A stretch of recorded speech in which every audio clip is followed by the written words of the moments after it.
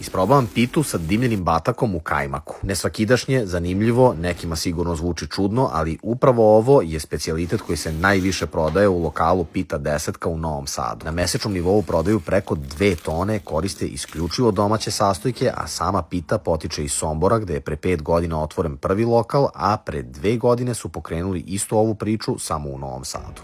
Bio sam malo skeptičan, jer kao kad pomisliš na pitu sa mesom, sirom, eventualno pečurke, krompiruša, ali dimljeni batak i kajmak je dobra fora. Sveže, hrskavo, ukusno, što se mene tiče može, ali posle 12 popodne. Na sledećoj stanici imamo pitu u koju idu somborska feta, koviljski i raški sir, premažuje prelivom od kajmaka i sira i onda ide na pečenje još 30 sekundi. Ovo je bilo lagano i možda čak za nijansu bolje od ove sa mesom u koju ide čista junetina i malo crvenog luka, a preporuka medene je da se doda i preliv od jogurta i belog luka. Probali smo i slatke palačinke, a imaju i posne pite i to čak 5 vrsta.